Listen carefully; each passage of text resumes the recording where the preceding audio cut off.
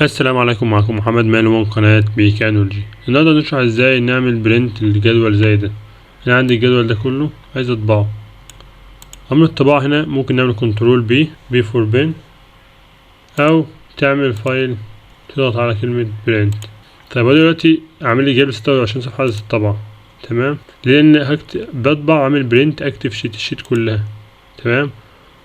ممكن اعمل برنت انتر ورك بوك، ده كده هيطبع لك الورك بوك كلها، اي شيت موجود يعني هتلاقي هنا 65 صفحة، ده كده بيطبع لك كل شيت جوه الورك بوك. ولو خليتها برنت سيلكشن يبقى احنا نطبع الجزء اللي احنا محددينه. طب هنحدد ايه بقى هنا؟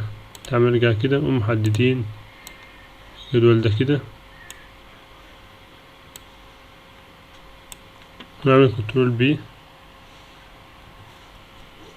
هيقوم جايب لك الجدول ده بس اللي انت برنت سيلكشن، انت محدد عايز تطبع الجزء ده من الصفحة.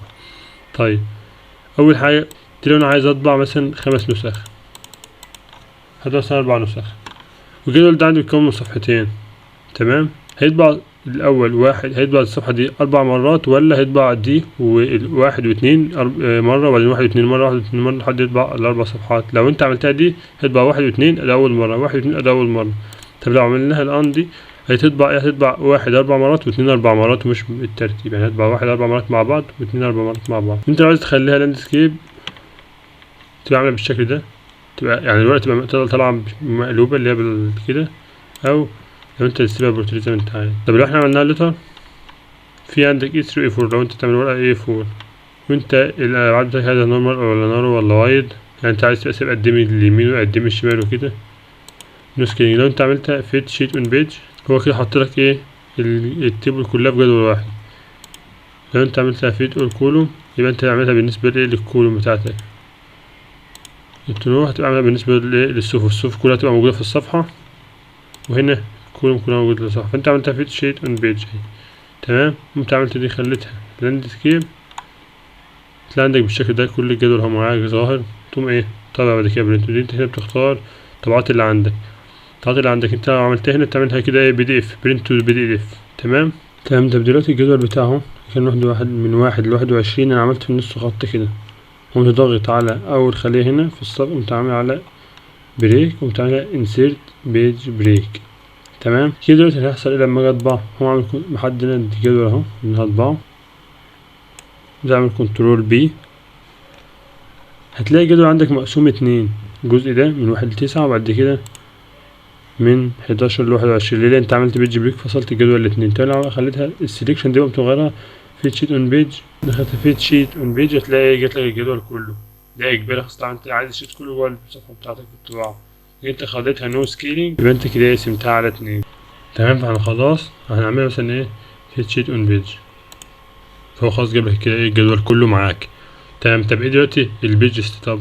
نضغط عليها كده نشوف، دي بتحدد لك مثلا اول صفحه البيج عايزها انت بورتريه ولا لاندسكيب، انت ممكن تغيرها من هنا او من هنا. الفيت تو انت ممكن برضه تحدد في الحاجات دي، نوع الورقه، A4، الكواليتي بتاعت الطباعه، بيست بيج نمبر، دي برضه الابعاد انت عايز تبقى سايب من فوق قد ايه، ومن هنا قد ايه، وهنا قد ايه، وهنا قد ايه، والبوتوم سايب فيها مسافه قد ايه، يعني كل حاجه تبقى بتحدد لك مثلا هنا 75%، هنا 3/10.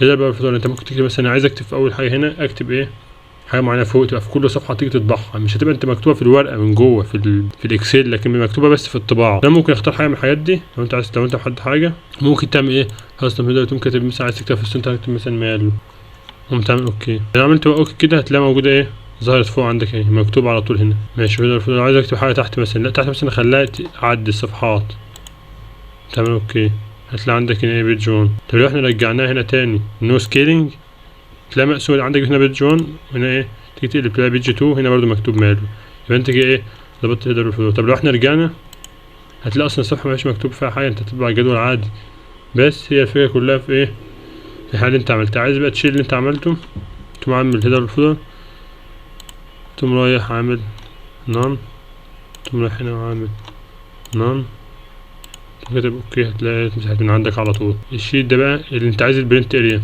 قلت مثلا انا هطبع حاجه، انا عايز اطبع الصف ده كذا صفحه وعايزه يتكرر، فاقوم محدد الصف ده عامله ايه هنا، ولو الكولوم عايز الكولوم ده يفضل ثابت، يعني مثلا احنا خلاص عشان نثبت الصف ده بنقوم محددينه وحاطينه في ايه، في الروب توب، بتقوم بنضغط عليه كده، دي بتبقى بتعملها من جوه الجدول، فاهم انت؟ عشان هنا تبقى صعب تحدد، لكن احنا لو دخلنا على من جوه هنا وعملنا بين تيست دي، تقوم عامل هنا، تقوم ضغط على دي وراح محدد الصف ده كده، ضغط انتر.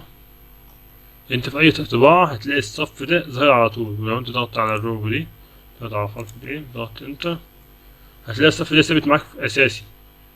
طب هنجربنا اوكي، نقوم عاملين كنترول بي، شوف انت تلاقي الصف ده موجود عندك، واحد واتنين، تيجي تقلب كده تمام، هتلاقي برضو ايه، الصف ده ثابت معاك والصف ده كده ثابت. في الاول انت كنت بتلاقي الصف الاسود بس، اللي هو الخط ده ما كانش بيبقى الواحد واثنين وثلاثة واربعة الازرق ده ما كانش بيبقى موجود، دلوقتي بقى موجود معاك ثابت، انت خلاص ثبته معاك. كده شغل اغلب شغل الطباعة بقى تمام معانا.